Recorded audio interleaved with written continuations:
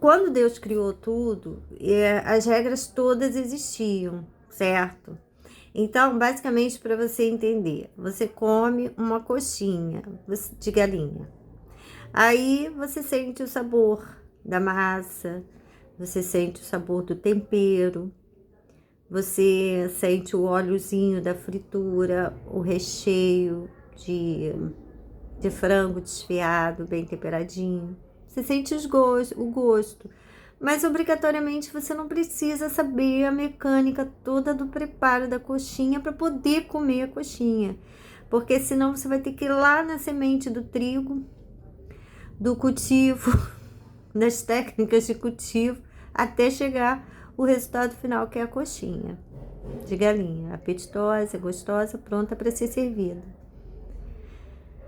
Mas se você tiver que saber todo o processo, desde a semente, a compra dos produtos, a industrialização deles, a venda, o repasse de vendas e tudo mais, até você comer a coxinha de galinha, é o que o homem faz na ciência. É o que o homem faz. Como que ela fala? Ah, peraí, vamos lá, fazendo uma analogia com a agricultura. Vamos lá na semente, ver como é que é o cultivo, a industrialização, tudo, para entendermos como a pessoa fala, como que a pessoa pensa, vamos lá, entendeu? É o que a ciência faz. Por isso que Deus diz no momento de tirar a árvore da vida eterna do Éden, para eles não viverem eternamente, porque eles agora são como a gente, eles sabem a origem de tudo, porque a ciência é isso, a ciência veio da desobediência. Antes, no Éden, a gente recebia a coxinha de galinha, fritinha, crocante, saborosa, pronta para degustar. Com o advento da ciência, a ciência fez você descobrir lá desde a semente. E essa curiosidade cada dia aumenta mais. Foi quando Daniel disse que a ciência iria se multiplicar. Porque o Elon não para. Ele foge completamente do âmbito da necessidade humana. Foge muito. Você vê que ele até atende a demanda humana, social, de necessidades diversas. Ele até favorece, mas o foco dele é essa curiosidade do Elon Musk. Isso é ciência. Por isso ela se multiplica muito. Você não tem como ler todos os livros de forma humanamente falando, de tudo que se estuda, de tudo que se descobre, porque tudo de Deus, ele é muito minucioso, voltando à analogia da coxinha, é desde a semente.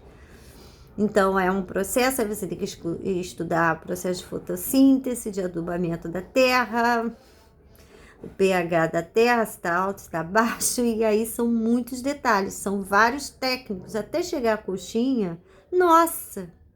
Mas envolveu um monte de profissionais de agricultura, de plantio, de plantio de trigo, de equipamentos de tratores, e como se chegou a esses tratores, aí são mais 100 anos de estudo até chegar ao trator de hoje, entendeu? As químicas, os inseticidas, nossa, muita coisa. A época do plantio, porque a lua tal. Então você vai envolver uma gama só para você comer a coxinha. Se você for ver a história prévia de tudo, nossa, uns 100 anos de estudo só para o resultado final, a coxinha. Só que Deus já deu a coxinha de galinha, uma analogia que estou fazendo, repito. Deus já deu a coxinha de galinha pronta, esse é o Éden. A ciência vem disso aí. A ciência vem dessa curiosidade, que pode ser benéfica ou pode ter aspectos benéficos. Depende de quem está liderando essa ciência. No caso do Elon, Você pode pensar o pior. E o pior não vai acontecer porque Deus não vai deixar. O pior não aconteceu com o Bolsonaro porque Deus não deixou. O pior não vai acontecer com Elon Musk porque Deus não vai permitir. Só. Porque a curiosidade dele não tem fim. A capacidade dele de descobrir essas coisas é muito grande, de investigar essas. Não precisa de uma capacidade intelectual muito grande, apesar dele ter conhecimento, viveu isso a vida toda, desde que de jovenzinho. Então é óbvio que ele tem uma capacidade, uma gama de conhecimento muito grande. Muito grande. Mas você não precisa ter uma inteligência muito grande, está aí o Mengele que não me deixa mentir. É só você seguir o caminho. Bom, a pessoa está enxergando, tem um globo ocular, então vamos estudar o globo ocular, ver como é que funciona essa mecânica. Aí depois disso, mas vai para onde? Quem é que traz essa informação de que tem que ver e como que pé capta a informação de eu enxergar e transferir para onde? Para o cérebro. Pô, mas como é que o cérebro trabalha? A gente vai ter que ver isso aí, vamos abrir o cérebro das pessoas para ver. Tá me entendendo? Não precisa de uma inteligência muito. É o tipo de inteligência que o Elon tem. Não precisa ser brilhante, inteligente. É só você seguir o caminho. É isso que eu quero dizer para vocês. Ele tem um potencial de inteligência, mas dentro da realidade clandestina de investigação, que muitas não podem ser repassadas para a população, porque é coisa de Mengele mesmo. A maioria das tecnologias vem da mente humana. E aí você segue o caminho direitinho, você consegue identificar. Foi aí que eles começaram a abrir seres humanos para conhecer o interior do ser humano, como funciona o intestino. Eu estava lendo um livro, uma biografia de um pesquisador muito famoso, aí dono de várias teorias, a mais conhecida, difundida, a teoria da evolução humana. Estou falando de Charles Darwin. Ele esteve aqui na América do Sul, fez uma expedição caríssima, muito jovenzinho, esteve aqui na América e ele fez essa expedição. E ele o livro foi compilado das anotações dele, parece que foi o filho dele que fez. Mas muito interessante a fala dele, se você ver. Ele viu um condor, acho que foi um condor. Aí e tinha as histórias, né? A respeito dele, da capacidade da resistência dele de ficar sem alimento durante 40 dias. Uma coisa absurda, 30 dias, 40 dias. Muitas das observações de Charles Darwin foi retirada da observação de nativos, que diziam para ele, isso aqui é assim, assim é mesmo. Ele dissecou um peixe, que ele gostava muito, que é um peixe que incha todo, diodon, uma coisa assim. E ele dissecou, fez algumas investigações em animais. Mas eu achei interessante quando ele falou do condor, ele falou assim, é uma experiência que alguém deve ter feito.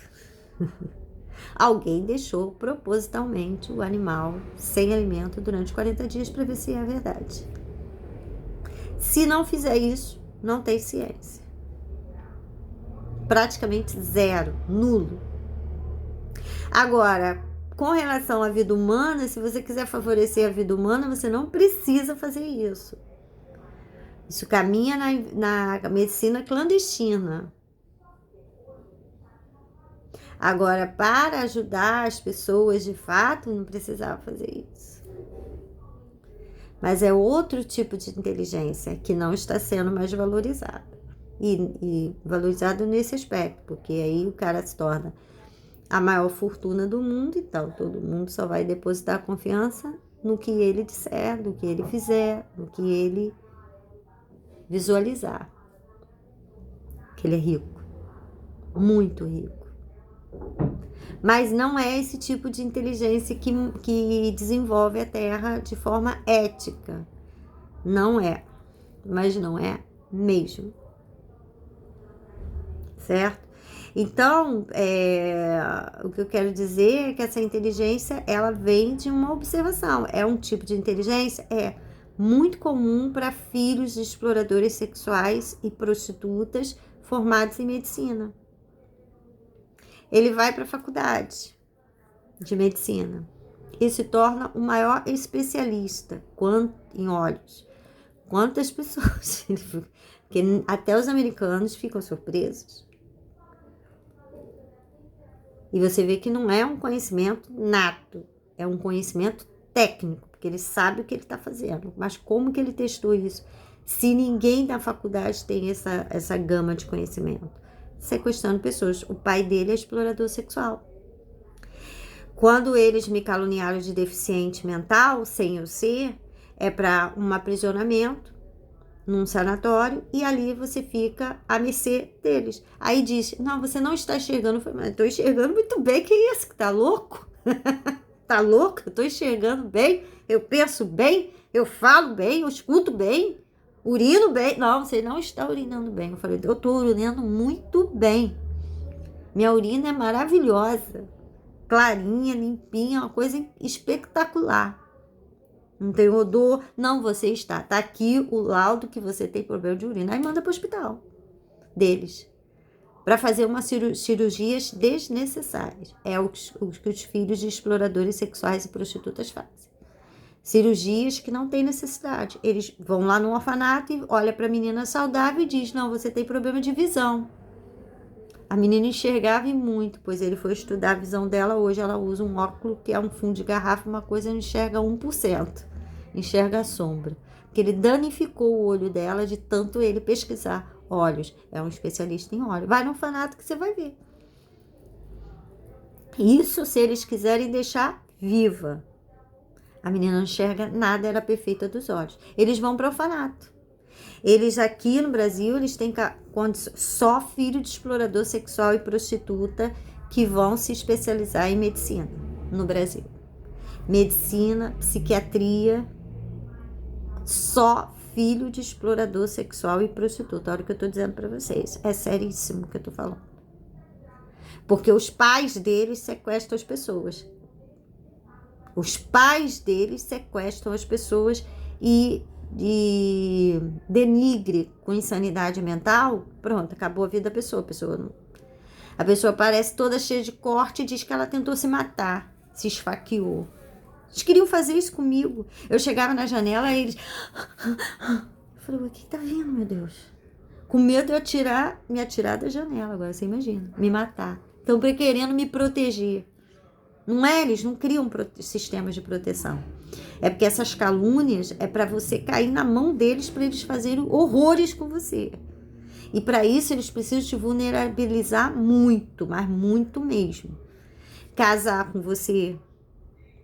Eu tô dizendo pra vocês, cuidar, porque a mídia diz que vocês têm que fazer sexo, vai nessa, não.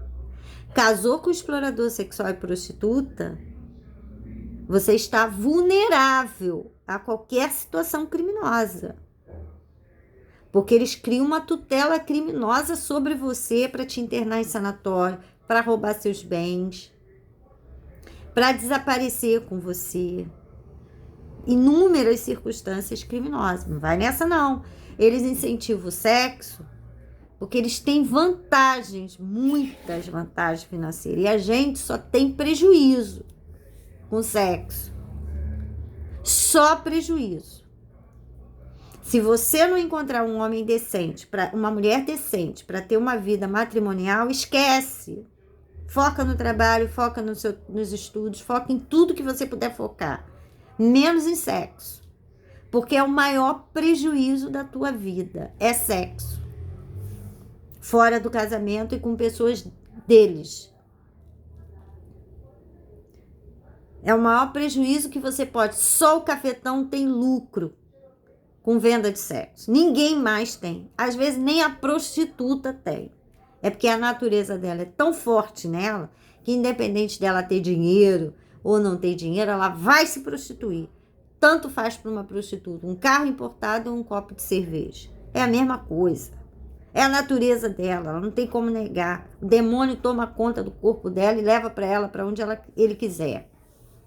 Até de graça, pago. Aí o cafetão viu que ela fazia de graça, aí o cafetão viu que ela não tinha mente, e aí ele explora. Por isso eu estou pedindo ao Estado, cafetão tem que ser preso.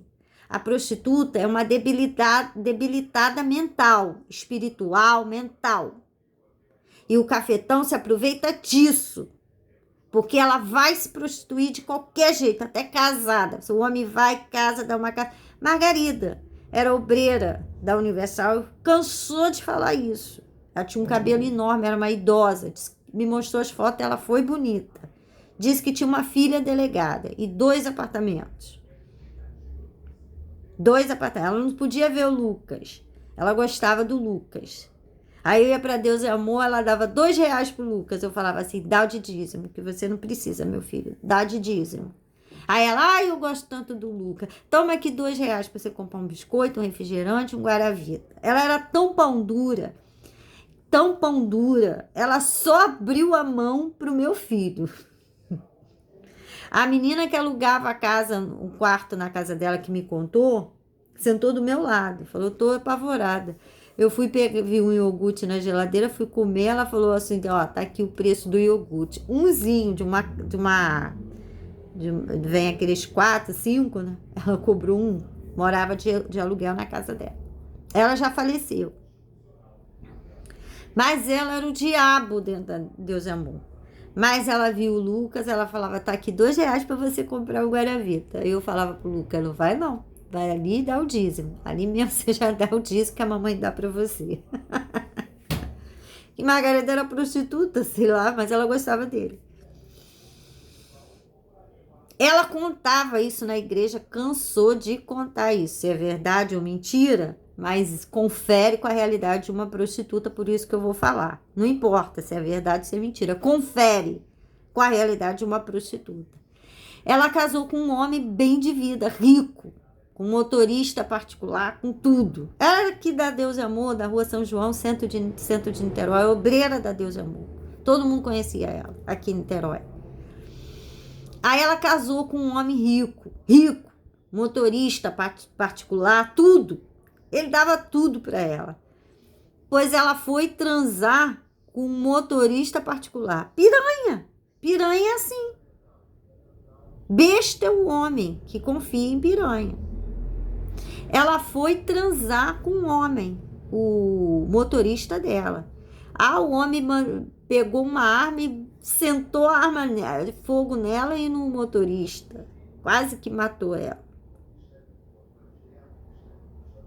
Piranha é assim. O cafetão percebeu isso, por isso que eu peço ao Estado, políticos não podem ter, polícia, delegado, juiz, advogado, não podem ter amizade com cafetão. Religiosos, só dentro do âmbito eclesiástico. O senhor se arrepende do que o senhor fez, está aqui, essa penitência, faça isso, tal. Muito bom. Dentro do âmbito eclesiástico. Eu só falo com prostituta no âmbito eclesiástico. Eu não tenho amizade com prostituta. E nem com cafetão. Mas eu sou religiosa, eu sou cristã. Então, dentro do âmbito eclesiástico, num lugar oportuno, que é o templo de Deus. Hoje nem precisa me pedir palavra, porque já escuta nos vídeos. Não precisa nem chegar para falar comigo. Porque as circunstâncias que eu passei na cidade, pelo fato de ser mulher, eu posso, como cristã, me resguardar a esse ponto. Nesse aspecto, sim. Porque a cidade é Sodoma. Niterói é Sodoma. Eu estou avisando a população. Tem nada de família, de igreja. Aqui é uma Sodoma.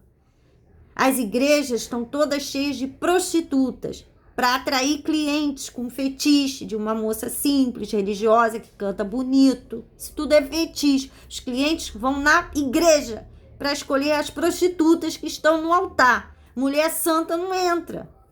Não sobe no altar, porque quem comanda os altares da igreja aqui em Niterói são os cafetões. Olha, essa putinha aqui tem mó carinha de santa. Bota ela aí que ela vai ganhar cliente na cidade, rico.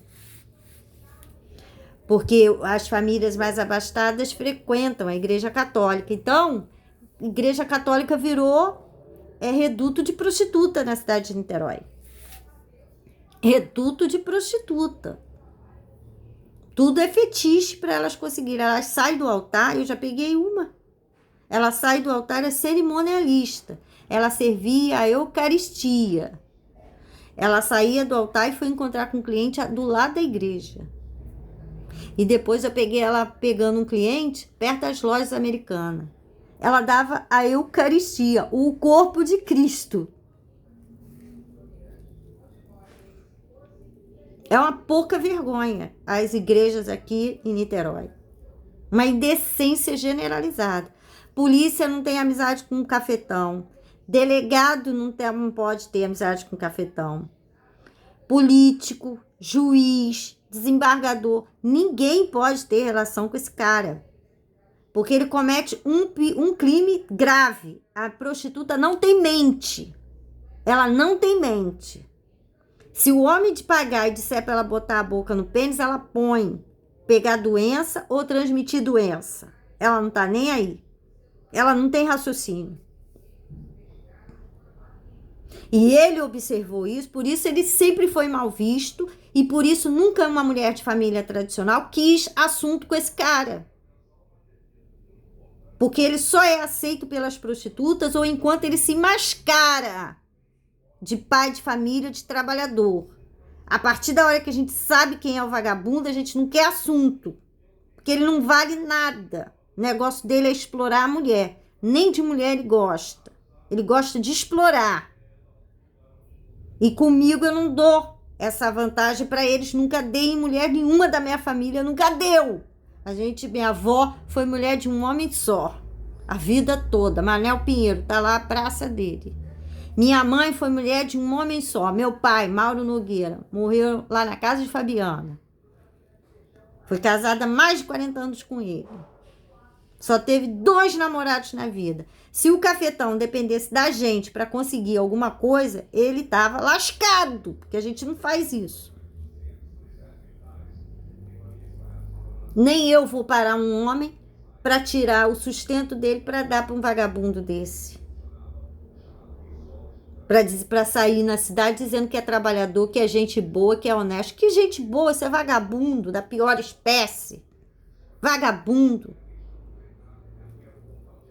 Hoje nós somos ainda obrigados a cumprimentar porque eles se mascaram. Muitas mulheres não sabem que eles são exploradores sexuais e muitas morreram na mão desses caras porque se casaram com eles. E eu quase. Aconteceu isso comigo, porque quando ele vê uma moça bonita, interessante para o olhar masculino, não dele, aí ele quer atrapalhar a nossa vida junto dos homens, para garantir a prostituta dele para sustentar ele. Esse é o esquema. Ele viu e falou assim, essa Ana é inteligente, é bonita, arrumada, casa limpa, o homem vai gostar dela. E eu não vou ter vantagem nenhuma, então eu vou tirar ela da situação, com ações criminosas, calúnia, difamação, rebaixando a gente. E elevando a prostituta dele, porque ela vai sustentar ele. Se o homem tiver empresa, ele vai trabalhar na empresa, porque ela vai colocar na empresa do homem.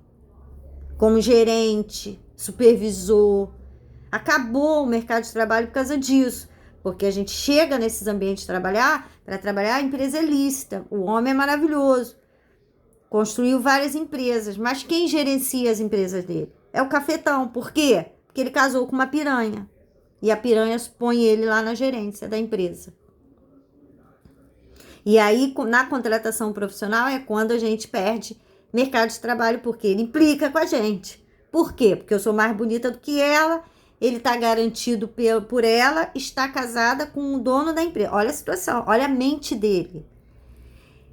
A parente dele é casada com o dono da empresa, a parente dele, a irmã, ele empurra as irmãs dele, as primas. Se não der, ele vai empurrar uma prostituta que seja conivente com ele.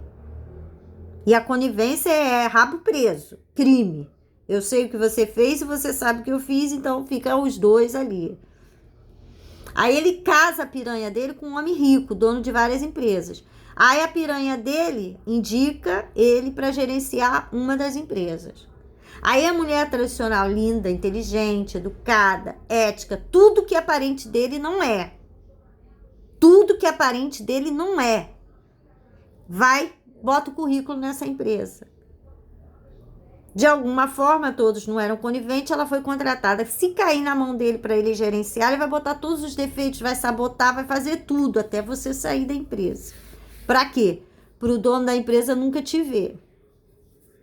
Ele vai começar a cercar as mulheres da cidade para garantir a parente dele na situação com o homem. Porque esse homem só vai separar dela morto para deixar os bens todos para ela. Por quê? Mesmo que ele não queira mais ficar, ele mesmo vai matar. Para fazer ela viúva, para ele ficar dono de tudo. Esse é o esquema da prostituição. O homem se engana com esse cara. Ele nunca foi aceito pelas mulheres tradicionais para nenhum tipo de relacionamento. Nunca, porque ele não presta.